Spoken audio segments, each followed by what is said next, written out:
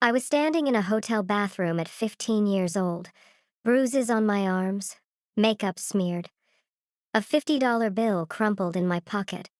And all I could think was Emma's dad said this would be the last time. He lied. Hello, everyone. I'm Maya Chen, and I need to tell you what happened when I was 13 years old. How the man next door, my best friend's father, the guy who drove carpool and hosted barbecues, trafficked me to his business associates for 2 years. How he made me believe I was special, mature, in love. How I lost myself so completely that when the police finally found me, I defended him. This is about grooming, about how evil doesn't always look like a monster, and about the long, brutal road to understanding that none of it was my fault. If any part of this sounds familiar, please stay, because I wish someone had told me what I'm about to tell you. Let me go back to when I was just a kid who loved art. Summer 2015. I was 13. Lived in a suburb outside Sacramento. Middle-class neighborhood. Good schools. The kind of place where people left their garage doors open and borrowed sugar from neighbors. Streets lined with identical houses.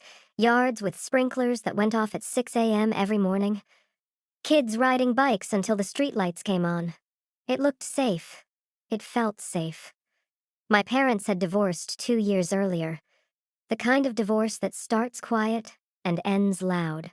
Fighting over who gets the couch, who pays for what, who failed who first. I was 11 when Dad packed his stuff into a U-Haul and drove to Nevada with his new girlfriend. Didn't ask if I wanted to come, just said he'd see me on holidays. He didn't. Saw him twice that first year, 3 times the next. Then Christmas cards with $50 inside stopped coming too. Mom worked double shifts as a nurse, sometimes triple. She would leave at 5 a.m. and come home at midnight smelling like antiseptic and exhaustion. She tried. I know she tried. But she was one person doing the work of 2. And I was one kid learning to raise myself. I spent most of my time next door, at Emma's house. Emma and I had been best friends since 3rd grade. Same homeroom, same lunch table. Same terrible taste in boy bands and flavored lip gloss. We did everything together. Sleepovers every Friday, shared clothes, made up dances to songs we'd play on repeat until her mom begged us to stop. Her house felt more like home than mine. Her mom, Susan, baked cookies every Sunday. The kind that made the whole house smell like vanilla and brown sugar. Her dad, Richard, was always around. Successful businessman. Owned some tech consulting firm I didn't really understand. Drove a black BMW. Wore expensive watches. Everyone in the neighborhood respected him. He coached Little League even though Emma didn't play. Donated to school fundraisers. Organized the neighborhood 4th of July party every year. The kind of dad who seemed to have it all figured out. The kind of dad every kid wished they had. I painted back then. Watercolors mostly. Had a whole setup in my room, brushes organized by size, tubes of paint in a plastic bin, that cheap easel from Target that wobbled if you pressed too hard. I'd spend hours just mixing colors, creating worlds, painting things I'd never seen but desperately wanted to. Oceans, mountains, forests, places that weren't my bedroom in a house that felt too quiet. It was the one thing that was completely mine. The one thing I was good at.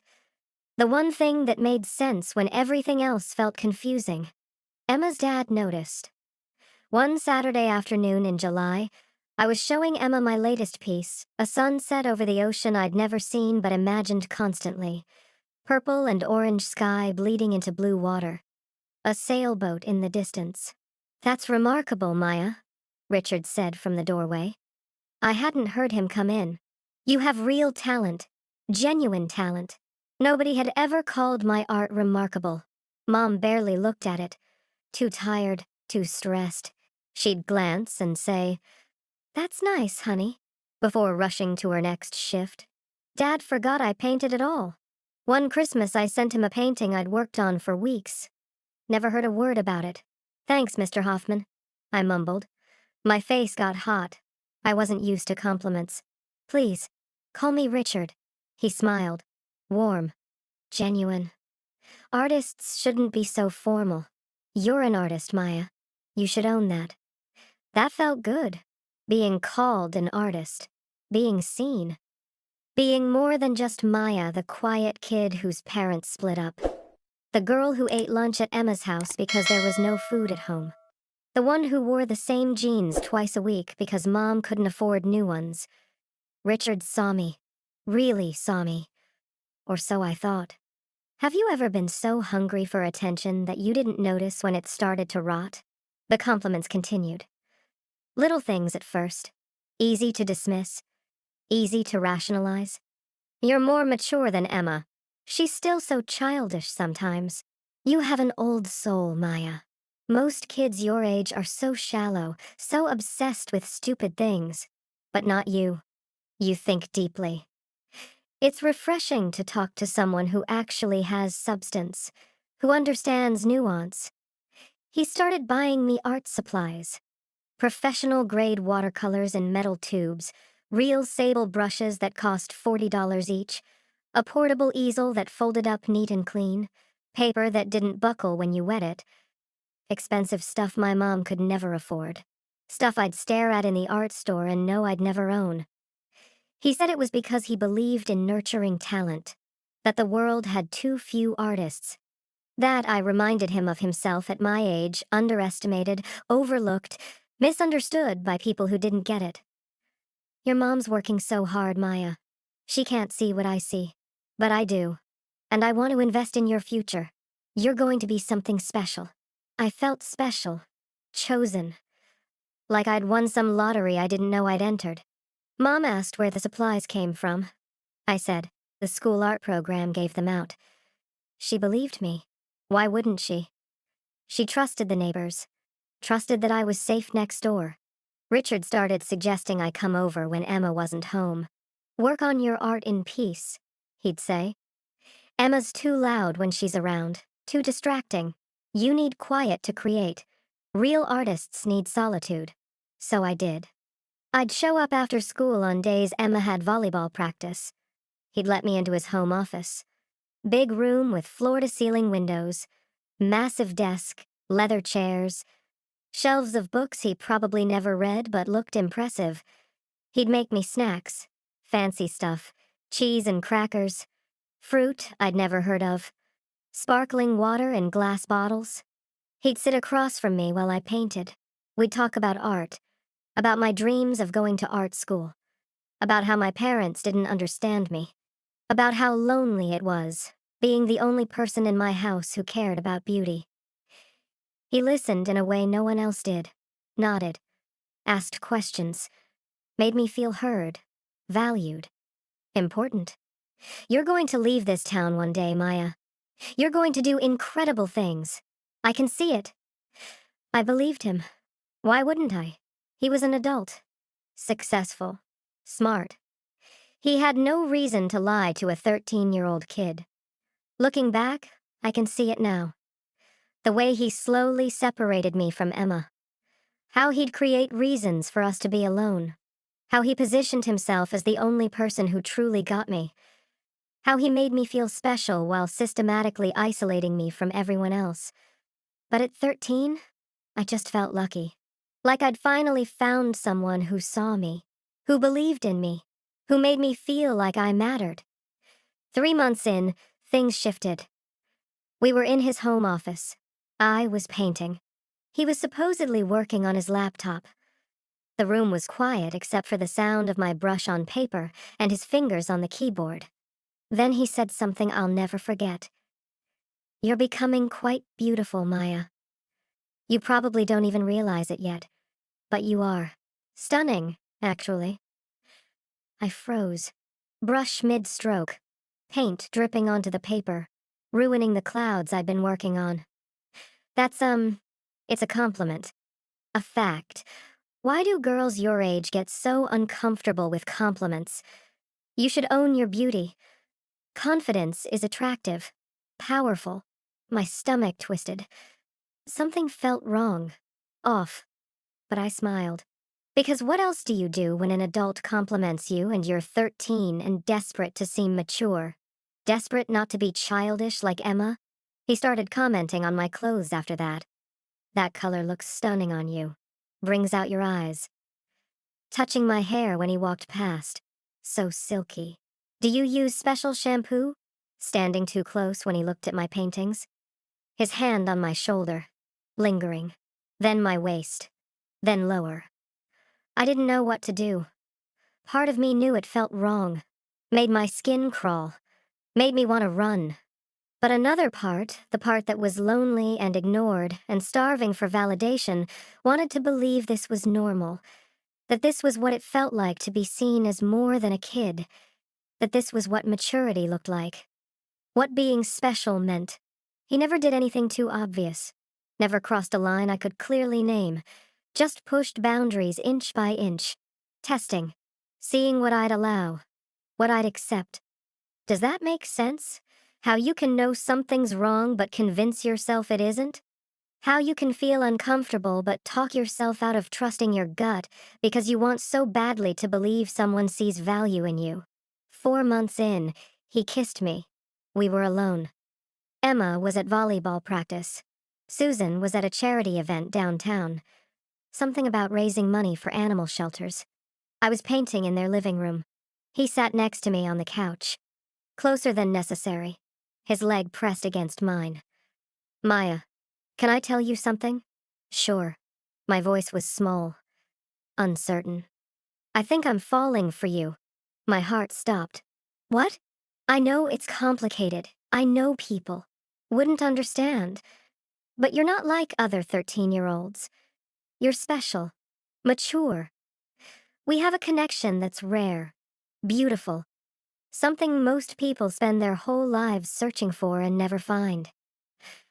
I should have run. I should have screamed. I should have called my mom. Called anyone. Instead, I whispered, I feel it too. Because I did. Or I thought I did. He'd spent months making me believe I was different. Special. That what we had was unique. That age didn't matter when two souls connected like ours did. He kissed me, soft at first, then harder. His hand on the back of my neck, possessive, claiming, and I let him. I kissed him back. That night, I went home and cried.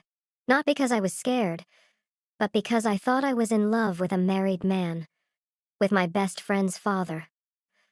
I felt guilty, ashamed, dirty, but also thrilled. Like I had a secret that proved I was more mature than everyone thought. More special than Emma. More sophisticated than the girls at school who giggled about boys their own age. I stopped painting. Not consciously. Not all at once. But the easel gathered dust. The brushes dried out with paint still on them. The paper stayed blank. Creating felt less important than whatever this was. Than proving I was mature enough to be loved by someone like Richard. I didn't notice I was losing myself. Not yet. The physical stuff escalated over the next 2 months. Quickly. Aggressively. Always at his house. Always when no one else was home. He'd text me codes. Office free meant come over now. Meeting tonight meant Susan would be out late. Emma overnight meant we'd have hours. He controlled everything. What I wore when I came over. That skirt is too childish. Wear something more sophisticated. What I ate, you need to watch your figure if you want to be taken seriously. How I spoke, don't use slang. It makes you sound immature. How I moved, stand up straighter. Confidence is everything. He said he was molding me. Teaching. Me. Preparing me for the real world. For the woman I was meant to become. He said most girls my age would never get this opportunity. Would never be seen the way he saw me. Would never be loved the way he loved me. I'm giving you an education, Maya. One you can't get in school. One that will serve you your entire life. You should be grateful. I was grateful. Desperately grateful. Because I believed him. Because at 13, I didn't know any better. Because grooming works. Because predators are good at what they do. He made me delete social media posts he didn't like. That makes you look desperate for attention. Childish. Stop hanging out with certain friends. They're bad influences. Immature. They'll hold you back. Stop talking about college. You don't need college. I'll take care of you. Always. I obeyed. Every time. Without question. Because I thought obedience was love. Thought control was care. Thought losing myself was growing up. Emma started noticing.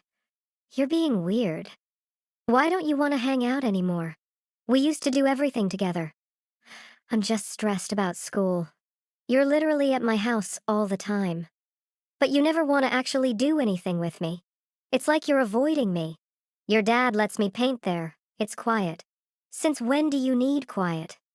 We used to paint together. Remember? We'd blast music and make a mess and Mom would get mad, but we didn't care.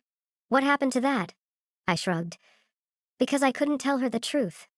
That her dad had convinced me we were in love. That I was lying to everyone. That I was becoming someone I didn't recognize. Someone who didn't laugh anymore.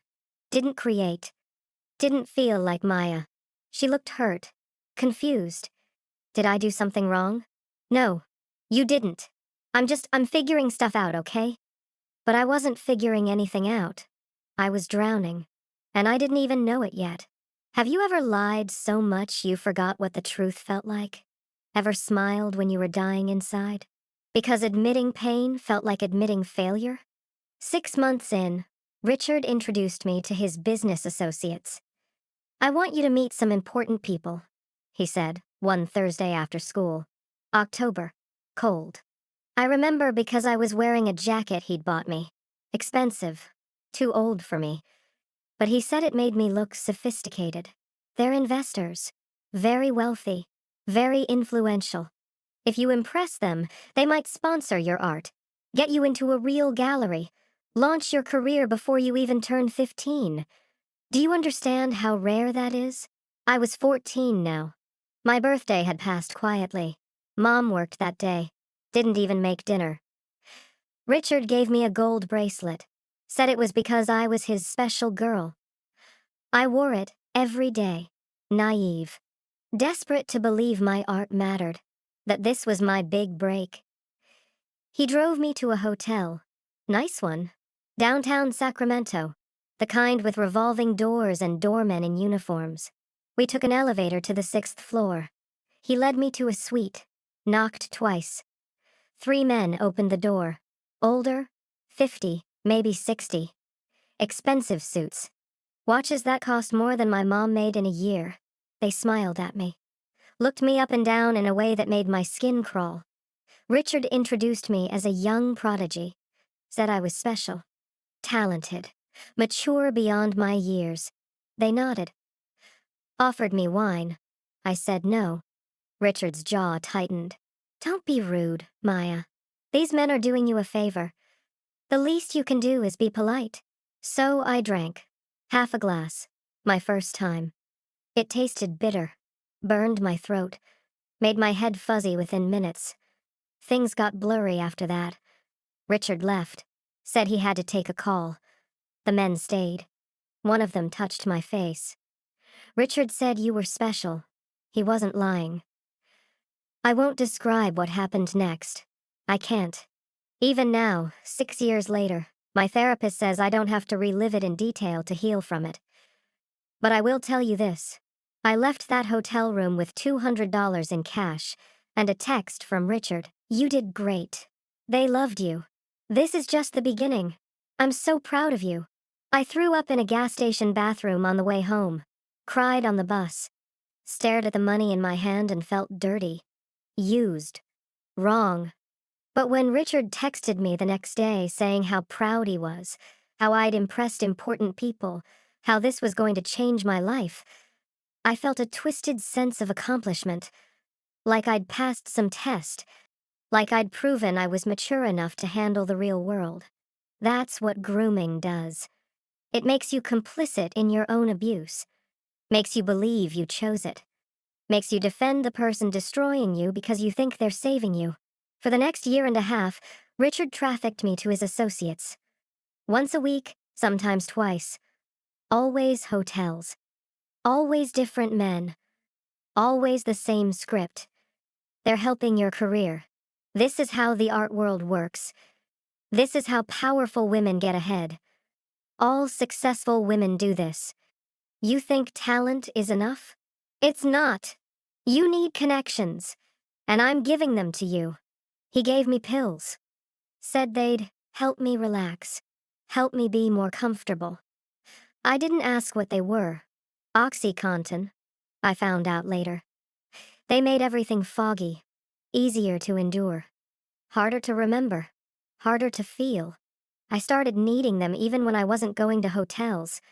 Couldn't sleep without them. Couldn't function. Richard controlled the supply, gave me just enough to stay dependent, never enough to overdose, just enough to keep me trapped. My mom thought I was at Emma's doing homework. Emma thought I was at art classes. Richard covered all the lies, called my mom pretending to be Emma's mom. Just wanted to let you know Maya's staying for dinner. Maya's sleeping over. Hope that's okay. He was meticulous, brilliant at deception, had every detail planned.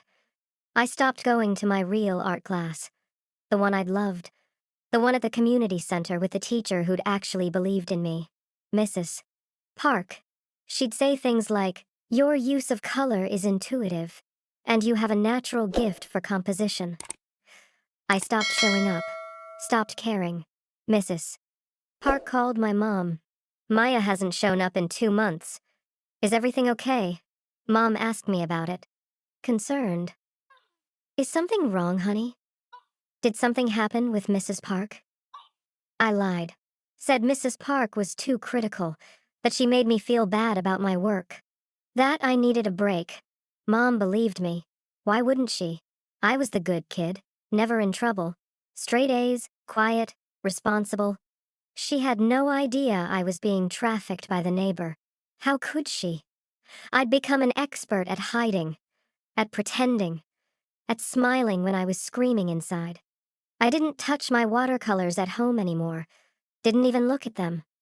That version of Maya, the girl who painted sunsets and dreamed of oceans and believed art could save her, felt like a stranger, a child, someone I'd outgrown. I was becoming whoever Richard needed me to be, and I didn't even fight it. Couldn't fight it. Was too deep, too dependent, too convinced this was love. 15 years old. Sophomore year. I was in a hotel room off Highway 50. 4th time that month. The man was in his 60s. Smelled like cigars and cologne. He grabbed my arm too hard when I tried to move away. Twisted it. Left bruises that bloomed purple and yellow by morning. I took 2 pills that night instead of 1. Wanted to disappear completely. Wanted to stop existing. Stop feeling. Stop being. The next morning, a housekeeper came in early. I don't know why. Maybe she heard something. Maybe it was routine. Maybe God sent her. I don't know. I don't believe in God anymore, but if I did, I'd say He sent her. She saw me half-dressed, saw the bruises up and down my arms, saw something in my eyes that made her freeze. "How old are you, honey?" 18? I lied automatically. Richard had drilled it into me. "Always say 18, always!" "No, you're not." Her voice was firm, kind.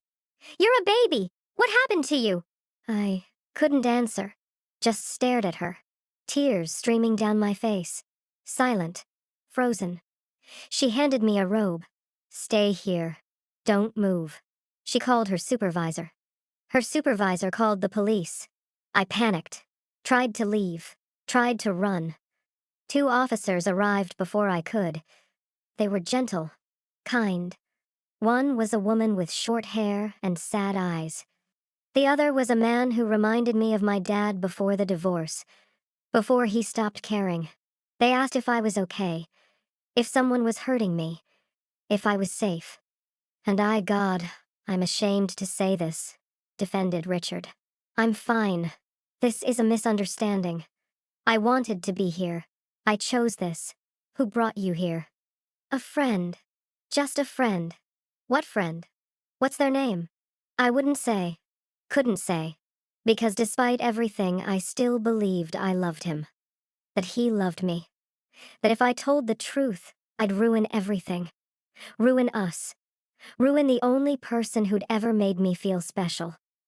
The officers found Richard's texts on my phone. Codes. Instructions. Addresses. Times. Payments.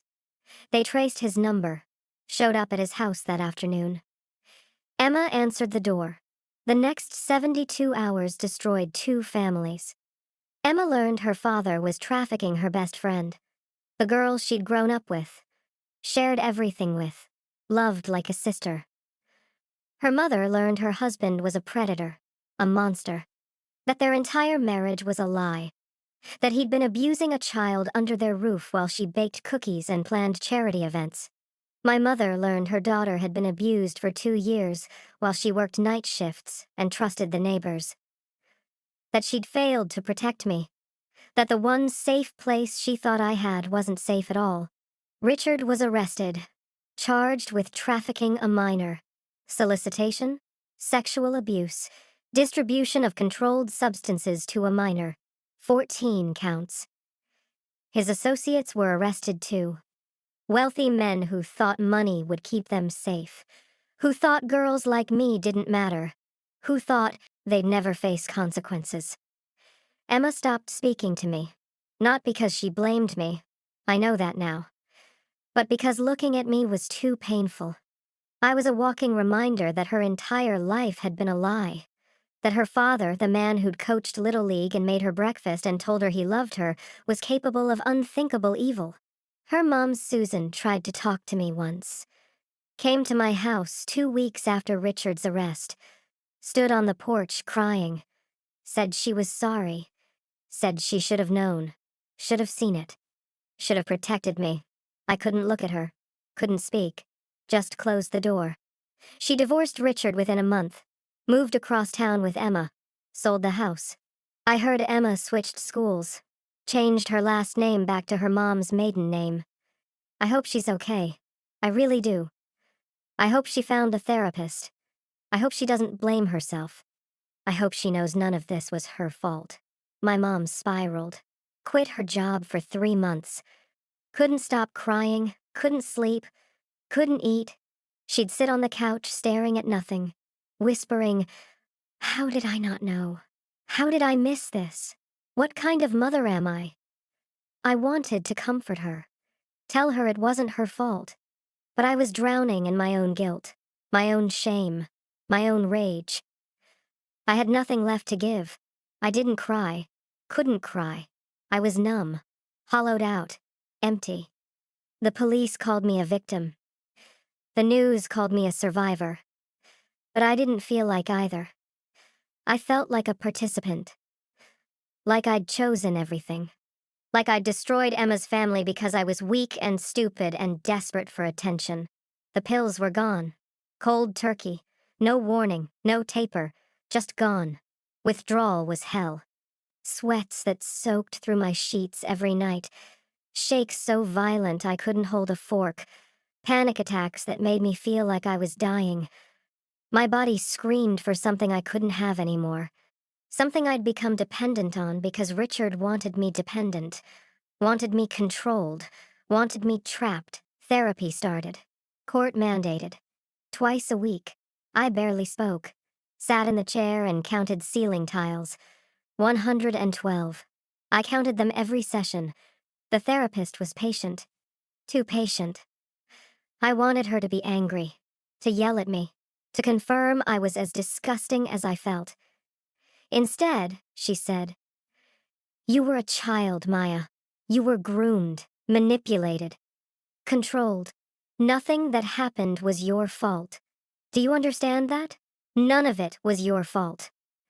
I didn't believe her. Didn't believe her for a long time. The trial was public.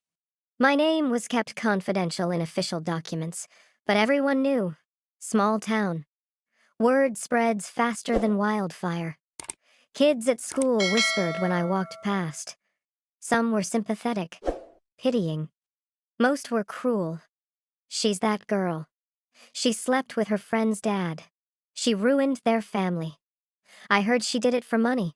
I heard she wanted it. Teachers looked at me with sad eyes, spoke to me in soft voices like I might break. I hated it. Hated being treated like damaged goods, like something fragile, something less than. I stopped going to school. Couldn't handle the stares, the whispers, the weight of everyone knowing. Homeschooled for the rest of sophomore year and all of junior year. Didn't leave the house unless I had to. Grocery store with mom. Therapy appointments. Court dates. That was it. Didn't paint, didn't read, didn't do anything but exist. Just breathing. Just surviving. Barely. Richard's trial lasted 4 months. I had to testify. Had to sit in front of a courtroom full of people and describe what he did to me. Had to look at his face while I spoke. He didn't look sorry. Didn't look ashamed. Just looked angry that he'd been caught. His lawyer tried to make me look bad. Tried to say I'd initiated it. That I'd been precocious. That I'd seduced him. That I'd been willing. The prosecutor objected. The judge sustained it. But the damage was done. I heard the words. Everyone heard the words. Richard was sentenced to 23 years. His associates got varying sentences. 5 years, 12 years, 15. One walked with probation because his lawyer was better, because he was richer, because the system isn't fair. I was supposed to feel relief, victory, justice. Instead, I felt nothing, just a dull, gray emptiness that wouldn't lift, wouldn't fade, wouldn't let me breathe. Mom tried to help, tried to pull me out of it. Bought me new art supplies for my 16th birthday. Maybe painting would help, she said. Hope in her voice. Desperation. I thanked her, hugged her, told her I'd try. Left them unopened in the corner of my room for 8 months. I spent most of my days scrolling, staring at screens, watching other people live lives that seemed normal, manageable, real. Lives where fathers didn't traffic daughters, where trust meant something, where love wasn't a weapon. At 2 a.m., I'd Google things like, "Am I a victim if I didn't fight back?" And, "How do you know if you were groomed?" And, "Why do I still miss my abuser?" I'd read survivor stories, cry, close the laptop, repeat the next night. Have you ever felt so lost you forgot what finding yourself would even look like? Ever felt so broken you couldn't imagine being whole again? My 17th birthday came and went. No party, no celebration, just another day of surviving. Mom made a cake. I couldn't eat it. She cried. I apologized. We both went to bed early. Then, 3 weeks later, something shifted. I was scrolling Instagram at 2:30 in the morning, same routine, different night, and saw a post from a survivor advocacy page. It said, "If you're Googling, is this abuse? The answer is yes, and you deserve help." I read it 7 times, screenshot it, stared at it until my eyes burned and my phone battery died. The next morning, I found the National Domestic Violence Hotline number. Saved it in my phone under a fake name, Pizza Place. Just in case someone looked. Old habits, didn't call, just looked at it. For 3 days straight. Opened my phone, stared, closed it, repeat. On the 4th day, I called. My hands shook so hard I almost dropped the phone twice. A woman answered on the 2nd ring. Her voice was calm, steady, safe. National Domestic Violence Hotline. My name is Sarah. You're safe here. How can I help you? My name is Maya. I don't know if I count. If what happened to me, I don't know if it's... You count, she said. Firm. Kind. Whatever happened to you, you count. Tell me what you need. I cried for 40 minutes. Ugly crying. Couldn't breathe. Couldn't speak. Just sobbed. She waited. Didn't rush me. didn't judge, didn't tell me to calm down, just waited until I could form words again. When I finally stopped, when I'd run out of tears, when my chest hurt from crying, she said something that cracked me open. You're not crazy. You're not broken. You were manipulated by someone who should have protected you. And you surviving this long? That's strength, Maya. That's incredible strength. No one had called me strong. Everyone called me a victim. Brave for testifying. Tragic for what I'd endured. Inspiring for speaking out. But strong? Like I'd done something right just by being here? By breathing? By not giving up? That word sat in my chest for days. Heavy, unfamiliar, uncomfortable, but real. I started therapy again. Different therapist this time. Woman in her 50s named Dr. Patel, who specialized in trafficking survivors. She had kind eyes and didn't push. Just let me sit. Let me be. First session, I said. I don't know if I can do this. I don't know if talking helps. I tried before. It didn't work. Then we'll just sit here. That's enough for today. We sat in silence for 30 minutes. It was the most honest thing I'd done in years. Second session, I cried. Third session, I talked about Emma, how I missed her, how I'd destroyed her family, how I wished I'd never existed. Dr. Patel didn't try to fix it, just listened. Fourth session, I admitted I'd loved Richard, or thought I did, or wanted to believe I did. I don't know. It's confusing. It's still confusing. Dr. Patel didn't flinch. Love and manipulation can look identical to a child. You felt what he made you feel. That doesn't make it real love. But it makes your pain real, your confusion real. And none of it makes you responsible for what he did. I started going twice a week, then 3 times. I talked about the pills, the hotels, the men, the bruises, the money, the way I'd stopped painting, stopped being Maya, the guilt, the shame, the part of me that still wondered if I'd asked for it, if I'd deserved it. Dr. Patel would stop me every time. You were 13. 13 years old. No child asks for this. No child is responsible for an adult's choices. No child deserves to be violated. Say it with me, it wasn't my fault. I couldn't. Not at first. The words stuck in my throat. Felt like lies. But slowly, painfully, session by session, I started saying it. Started believing it. Started understanding that being groomed isn't the same as choosing. That being trafficked isn't the same as consenting. That being 13 and desperate for love isn't the same as being guilty. 6 months into therapy, Dr. Patel asked, "What did you love before Richard?" "Painting," I said automatically. "Watercolors." "Do you still have your supplies?" "Yeah. Mom bought me new ones for my 16th birthday. They're still in the box, unopened." "What would happen if you opened them?" I shrugged. "I don't know. I'm not that person anymore. That girl who painted, she's gone. Richard killed her. Maybe. Or maybe she's still in there, waiting. Scared. But waiting." I thought about it for 3 days. The box sat in the corner of my room, taunting me, reminding me of who I used to be, who I'd lost. Then, on a Saturday morning in October, I opened it. Just looked at the brushes, the paints, the paper. Fresh. Unused. Full of possibility. Didn't touch them. Just looked. Sunday, I picked up a brush. Held it. Felt the weight of it, the texture. Put it down. Monday, I wet the paper. Watched the water spread. Watched it soak in. Didn't add color. Just water. Just watching. Just being. Tuesday, I mixed blue and yellow. Made green. The color of spring. Of new things. Of growth. Of life. Wednesday, I painted. It was terrible.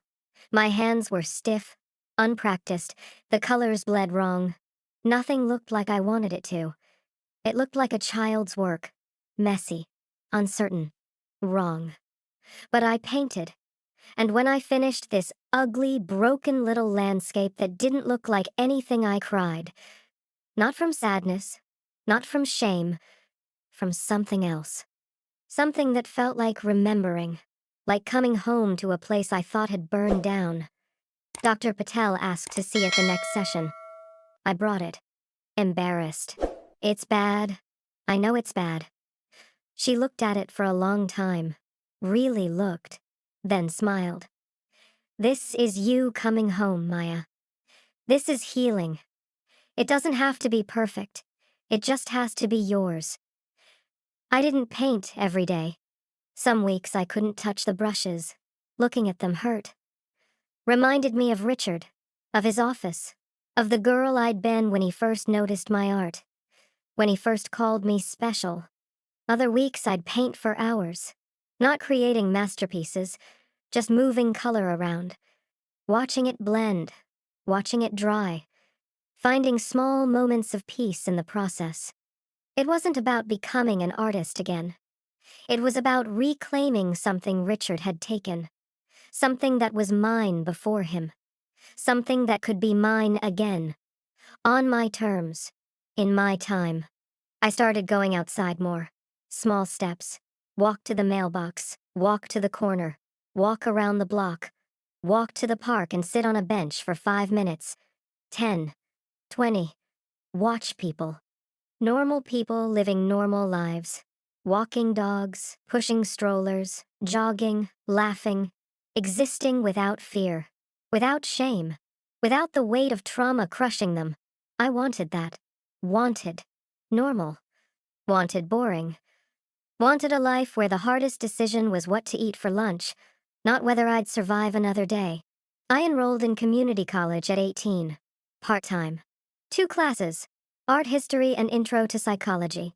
Figured I'd try. See if I could do this. See if I could be around people again without falling apart. First day, I panicked. Too many people. Too many eyes. Too much noise. My chest got tight. Couldn't breathe. Left halfway through art history and sat in my car for an hour crying. Called Dr. Patel from the parking lot. I can't do this. I thought I could, but I can't. You went. That's huge. You don't have to stay the whole time yet. Just go. Even if you leave after 5 minutes. Just keep going. So I did. Went back the next week. Stayed for 20 minutes. Left. Went back the week after. Stayed for 40 minutes. Left. By the end of the semester, I was staying for entire classes. Taking notes. Raising my hand occasionally. Not making friends. Not talking to anyone. But present. Participating. Living. I submitted my final project for art history, a paper analyzing the use of water imagery in Impressionist paintings. Got an A. My professor wrote, "Insightful analysis, clearly written from personal understanding of the subject matter." She had no idea how personal. Second semester, I made a friend. Another art student named Lila. She sat next to me in drawing class, started making small talk. "Where are you from? What's your major? Do you like this professor?" I gave short answers. Didn't volunteer information, kept my guard up. But she persisted. Not pushy, just friendly, genuine. We started getting coffee after class. Talked about nothing important.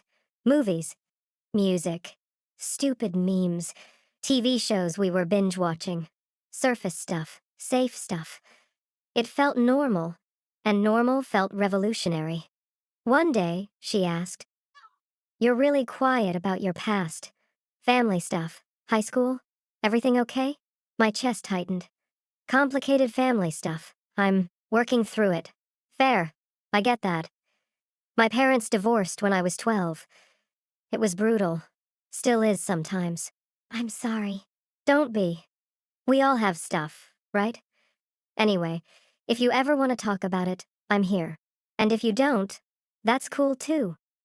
She didn't push, didn't pry, didn't make me explain myself. I appreciated that. Not everyone needs your trauma. Sometimes friendship is just coffee and laughter and not explaining yourself. Sometimes that's enough. Sometimes that's everything. 19 years old, 2 years into recovery, I started volunteering at a local youth center, just one afternoon a week, helping with art classes for kids. Teaching watercolors. Nothing intense, nothing triggering, just showing kids how to mix colors, how to layer, how to create something from nothing. There was a girl, 12 years old, shy, barely spoke, sat in the back and watched the other kids. Didn't participate at first, just observed. I recognized her, not her specifically, but the look in her eyes, the way she held herself. Small, invisible, safe. I sat next to her one day. "Want to try?" She shrugged. "No pressure. You can just watch if you want." She picked up a brush. Tentative. Uncertain. Started painting. A sunset. Ocean. Pink and orange sky. Same painting I'd done at her age. Same painting I'd shown Emma. Same painting Richard had noticed. My chest tightened, but I pushed through it. "This is remarkable," I told her, and meant it. "You have real talent." She looked up, surprised. "Really?" "Really. Keep going. I want to see what you create." She smiled. Small, barely there, but real. She came back every week after that, painted for the full hour. Started talking, started laughing, started being a kid. I thought about Richard every time I taught, how he'd used art to control me, how he'd used compliments as weapons, how he'd taken something beautiful and made it ugly. But I also thought about how I could use art to give something back, to offer encouragement, without conditions, to see kids without consuming them, to help them create without destroying them. It felt like rebellion, like taking back power, like healing. I also started speaking. Not professionally, not on stages, just small stuff. Dr. Patel connected me with a survivor support group. 10 people, church basement, folding chairs, coffee that tasted like cardboard, stale cookies on a plastic tray. I was terrified, shaking, sweating, almost left 3 times before the meeting even started. But I stayed. And when it was my turn, I spoke, told my story. Not all of it, just pieces. The grooming, the guilt, the shame, the pills, the long road to believing I was worth saving, the ongoing process of rebuilding. My voice shook the whole time, but I got through it. Afterward, a woman came up to me. She was 40-something, tears streaming down her face. "My daughter is 14. I think something's happening with her teacher. She won't talk to me. She's pulling away, spending all her time at his classroom. He's buying her things. And I didn't know what to do, but after hearing you, I'm going to try again. I'm going to push harder. Thank you. You might have just saved her." I cried the whole drive home. Not sad crying, not happy crying. Something else. Something that felt like purpose. Like maybe my pain could mean something. Could help someone. Could stop another girl from losing herself the way I did. I'm 20 now. October 2025. I don't think about Richard every day anymore. Some weeks I don't think about him at all. He's just noise, background, static. Not the main soundtrack of my life anymore. Other weeks he's everywhere. In my nightmares where I'm 13 again and he's calling me special. In my triggers when someone stands too close or touches me without warning. In the panic attacks that still come without notice. In the shame that creeps in when I least expect it. Healing isn't linear. It's messy, circular. Some days I'm fine, some days I'm not. Some days I wake up and feel free. Some days I wake up and feel like I'm still in that hotel room. Still bruised, still trapped. But I'm doing things. Real things. Tangible things. I'm finishing my associate degree in May. Applied to 4-year programs. UC Davis, Sacramento State, San Francisco State. I want to study art therapy, work with kids who've been through trauma, give them what I needed when I was 15, a place to create, a place to heal, a place to be seen without being consumed. I paint regularly now, 3, 4 times a week. Not because I have to, not because someone's making me, because I want to, because it's mine again, because Richard doesn't own this anymore. I do. My watercolors don't look like they did when I was 13. They're darker now, more complicated, more honest. Blues and grays and deep purples, storms, oceans at night. Things that feel true, things that feel like me. I had a small showing at the community college last month. 5 pieces, nothing major, just a student exhibition. But people came. People looked. People said nice things. And I didn't crumble, didn't panic, just stood there and let them see my work. Let them see me. Mom came. Cried the whole time. I'm so proud of you, baby. Look at you. Look at what you've built. I still volunteer at the youth center. Twice a week now. That shy girl? She's not shy anymore. She talks about art school. About her dreams of becoming an illustrator. About colleges she's researching. I listen. I encourage. I don't project my trauma onto her. I just see her. Support her. Believe in her. Last week, she brought me a painting. A thank you. It was a portrait of me, teaching, smiling, free. You make me feel like I can do anything, she said. I hugged her, cried a little. You can. You absolutely can. I'm in a support group still. We meet every other Thursday at 7 p.m. Sometimes there are 5 people, sometimes there are 20. Sometimes I speak, sometimes I just listen. Sometimes someone new walks in terrified, shaking. Sure, they're alone and I get to say what someone said to me 2 years ago. You're not alone. You're safe here. We've got you. There's power in that.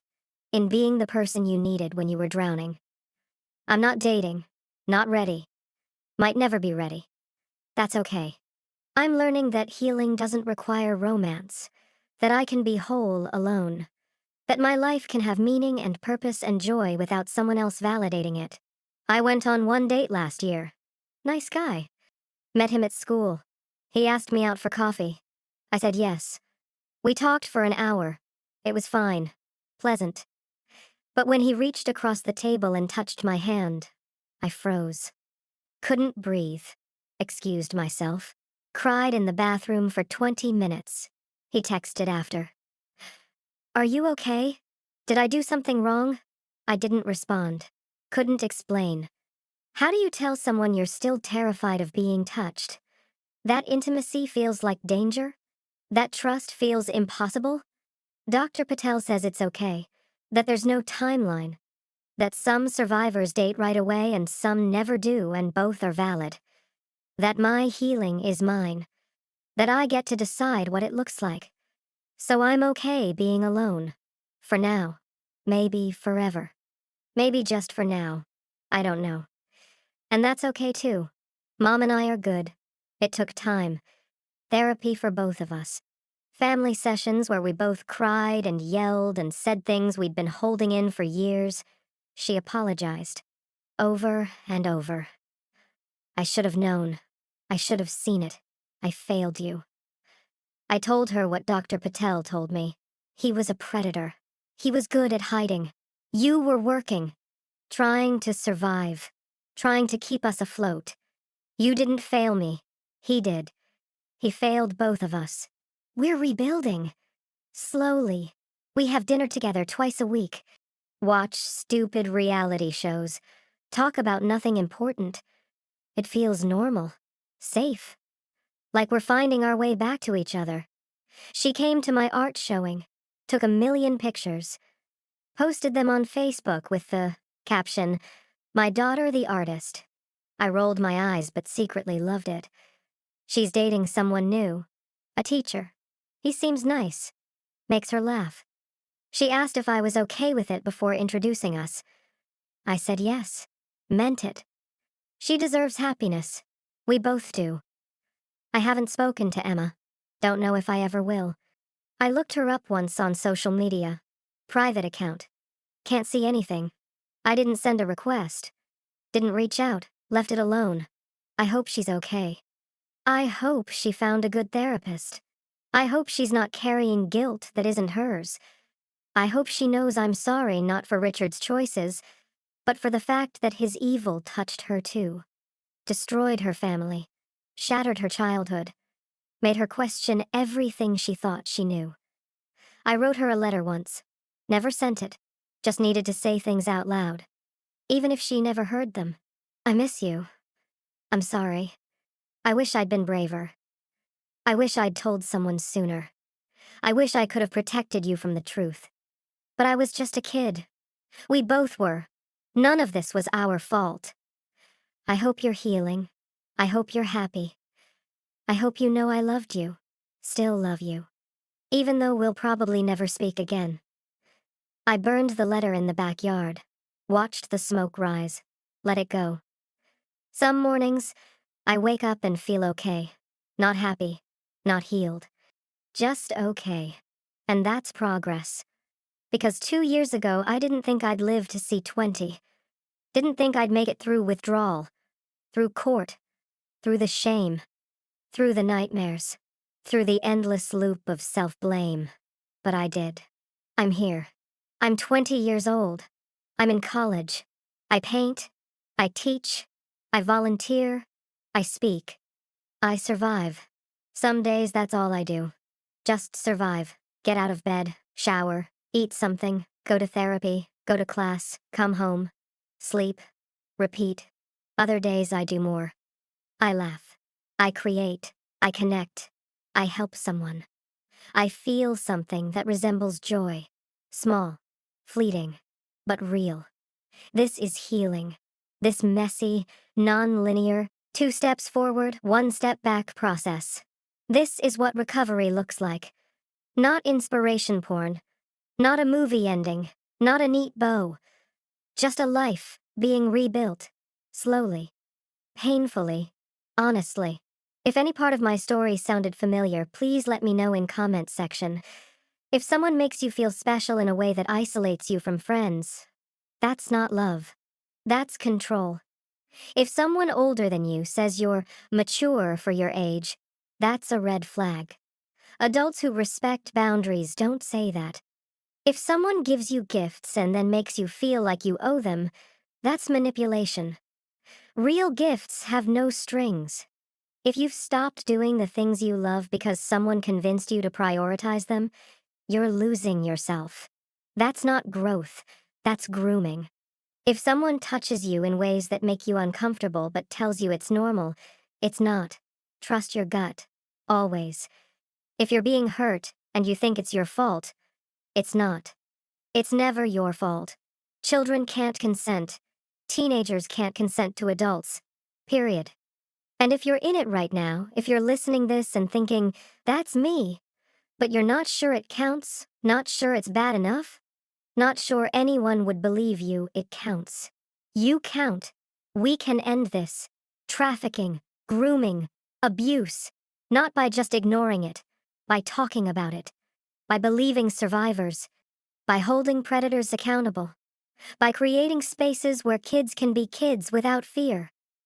I'm doing my part. Speaking, teaching, surviving, building a life that matters. You can do yours. Whatever that looks like. Whatever you're capable of, along with sharing this story and commenting your thoughts for me and for other listeners. Together, we can make sure no kids disappear and no families suffer. This is my story. Thank you for listening. Thank you for caring. Thank you for being here. I'm Maya Chen. I survived. I'm healing. I'm here. And you can be too. Call for help if you think you need it. You are not alone. And your future is waiting.